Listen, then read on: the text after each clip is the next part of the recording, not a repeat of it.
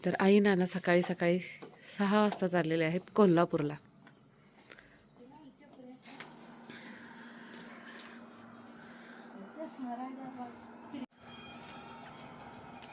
तर आता वाजलेले सकाळचे 6 आणि तुम्ही राधाचा मेकअप बघू शकता.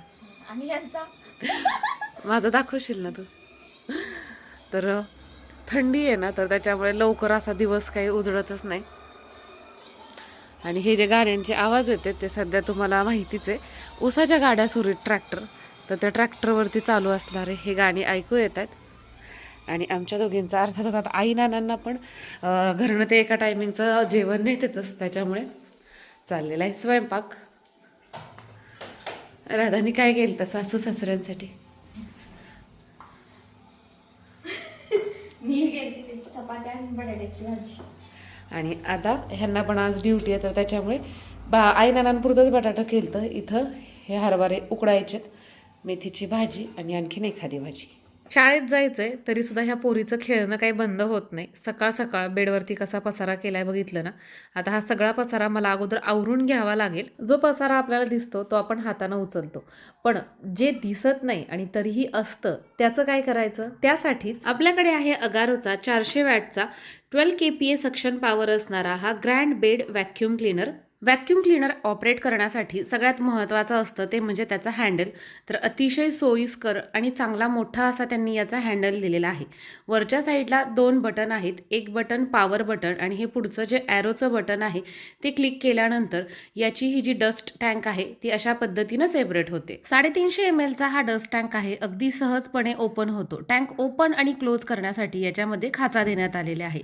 टँकमध्ये मॅक्स लेवल दिलेली आहे, ज्यामुळे तिथपर्यंत डस्ट गोळा झाल्यानंतर आपल्याला हे ओपन करून स्वच्छ करून परत एकदा असेंबल करावं लागतं. डस्ट टँक स्वच्छ करत असताना तुम्ही इतर 3 पार्ट पाण्यानं धुवू शकता आणि परत एका स्वच्छ सुती कपड्याने कोरडे करू शकता. पण हे जे हेफा फिल्टर आहे ते आपल्याला धुवायचं नाहीये, तर फक्त ब्रशनी किंवा सुती कपड्यानं स्वच्छ करून घ्यायचं आहे. व्हॅक्यूम क्लीनरच्या दोन्ही बाजूला अशा पद्धतीचे एअर आउटलेट देण्यात आलेत. हा आहे व्हायब्रेशन स्विच, ज्यामुळे व्हायब्रेशन मोड ऍक्टिव्ह होतो. बेटर व्हिजिबिलिटीसाठी समोरच्या साईडला LED लाईट्स दिलेल्या आहेत. याची पॉवर केबल मोठी देण्यात आलेली आहे. जवळजवळ 5 मीटर ही पॉवर केबल आहे. व्हॅक्यूम क्लीनरच्या खालच्या बाजूला अशा पद्धतीचे 3 व्हील्स देण्यात आलेले आहेत, जेणेकरून बेडवरती सोफ्यावरती आपण सहजरित्या हा व्हॅक्यूम क्लीनर चालवू शकतो. हा आहे UV लॅम्प. UV लॅम्पमुळे 99.9% बॅक्टेरिया मारण्यासाठी मदत होते. हा आहे एअर इंटेल.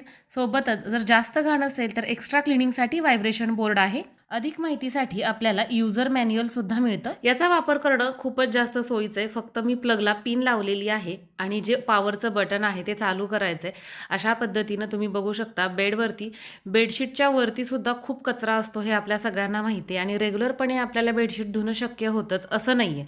तर त्यामुळे अशा पद्धतीनं हा व्हॅक्यूम क्लीनर काम करतो, ज्यामुळे जी बारक्यातली बारकी धूळ आहे जी आपल्या डोळ्यांना दिसत नाही ती सुद्धा याच्यामध्ये अगदी सहजरित्या कलेक्ट होते. साफसफाईच्या दरम्यान खाली ही जी हलकीच चमकत आहे ती आहे UV लाईट. याच्यामुळे 99.9% बॅक्टेरिया मरतात.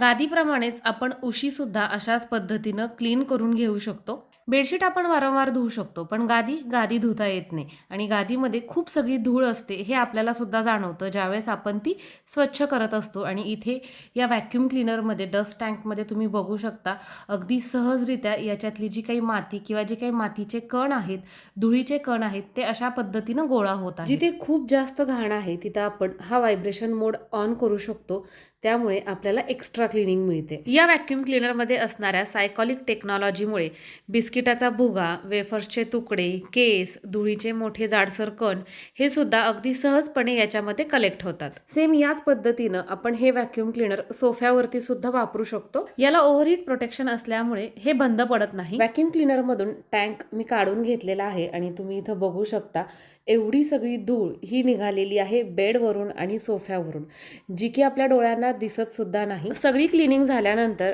डस्ट टँकचे 3 पार्ट आपण स्वच्छ पाण्याने धुवून एका सुती कपड्याने पुसून काढू शकतो.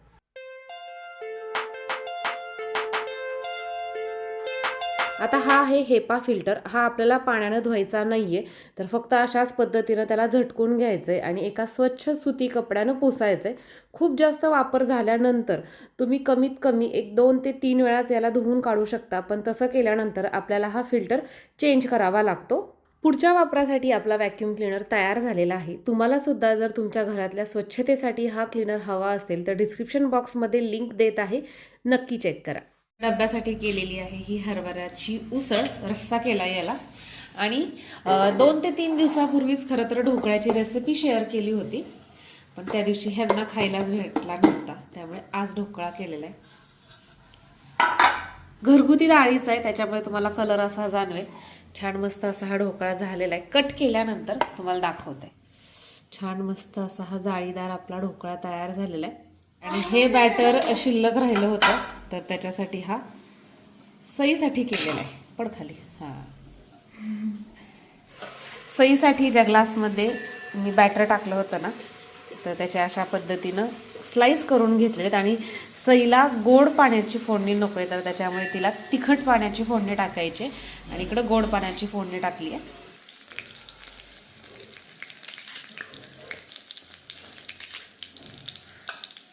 तर हा सईसाठीचा ढोकळा तयार झालेला आहे. यांचा इथे डब्बा तयार झालेला आहे. सगळ्यात अगोदर ते म्हणजे लाडू.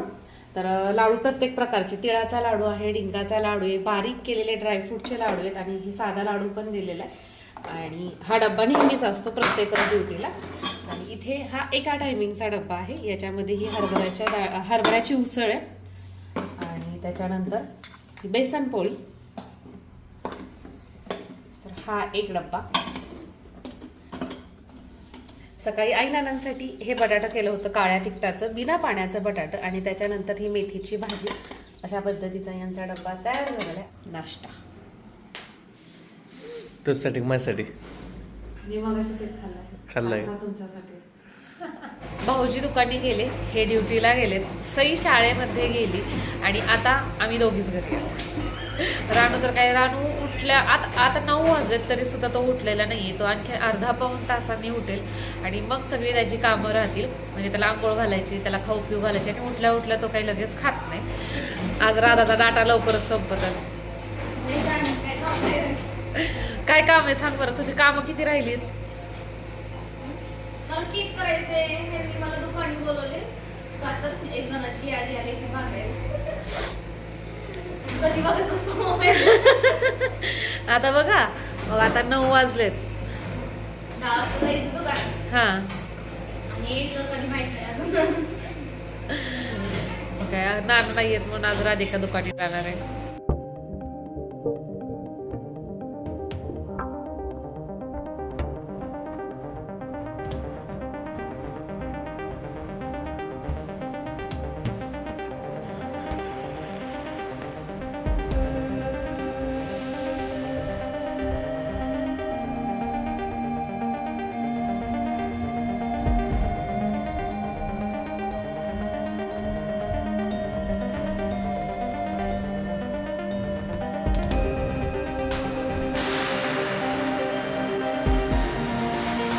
घरातली कामं उरकल्यानंतर आता राणाला खाऊ पिऊ घातले, घरीच त्याला ठेवले, त्याला घेऊन चालले नाही कारण की तो गाडीवर व्यवस्थित बसत नाही. मार्केटमध्ये माझं थोडंसं काम आहे तर त्यामुळे मी एकटीच चाललेली आहे आणि भाऊजींकडून मला ज्या काही गोष्टी घ्यायच्या होत्या त्या घेतलेल्यात आणि आता मी निघते. याच्या अगोदरच्या सुद्धा एका व्हिडिओमध्ये मी तुम्हाला सांगितले की आमच्या या रोडवरून सध्या ऊसाची वाहतूक खूप जास्त प्रमाणात होते, त्यामुळे अपघाताचं प्रमाण वाढलेलं आहे. आणि आता मी सध्या रस्त्यावरनं चालली आहे आणि माझ्यासमोरच आता इथं ॲक्सिडेंट झाला आहे असं मी म्हणणार नाही कारण की मला पूर्ण माहिती नाही आहे, पण ऊसाचा एक जो ट्रॅक्टर असतो तो पलटी झालेला आहे नक्कीच, कारण की तो पडलेला जो ऊस आहे तो परत त्या ट्रॅक्टरमध्ये भरायचं काम चाललं आहे. ट्रॅक्टरमधला खाली पडलेला ऊस, हा ऊस असाच तर पडला नसणार, नक्कीच काहीतरी झालं असणार की ज्यामुळे हा ऊस खाली आलेला आहे आणि परत हे लोक तो सगळा ऊस त्या ट्रॅक्टरमध्ये भरतायत, ट्रॅक्टरच्या ट्रॉलीमध्ये.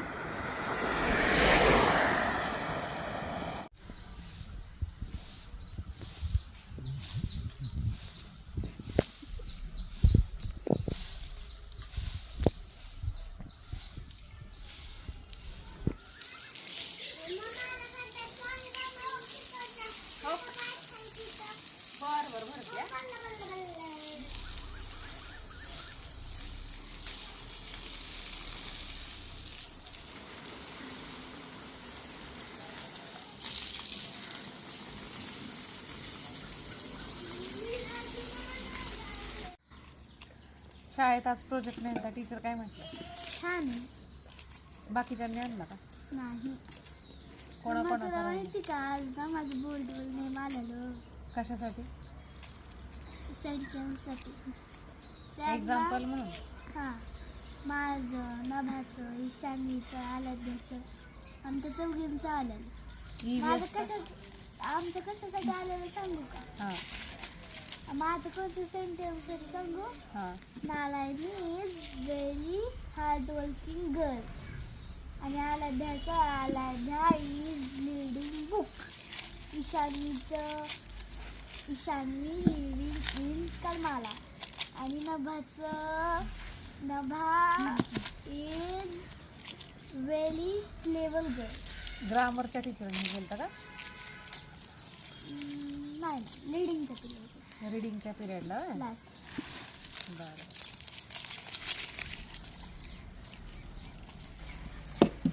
होय सई, आज आपण काय करायचं? आई नाना नाहीये, तुझ्या आवडीचं जे काय आहे ते करू. तू सांग फक्त. वडापाव. दुसरं काही नको तुला? नुसतं वडापावच का? पाव मिळतील का आपल्या इथं? सही पाहुणा मिळेल तर समोसा. बापरे. तुझ्याकडे बघितलं का लगेच option असतात. खायला आणि द्यायचंय. समोसा नाही करता आला तर मसाले भात. मसाले भात. ती पण नाही करता आली मॅगी. ती पण नाही करता आली तर पास्ता. ती पण नाही करता आली तर काहीच नका खाऊ. उपाशी झोप. कांदे खाऊन झोपायचं का? सईला ह्यातलं सगळंच आवडतं आहे का नाही सई?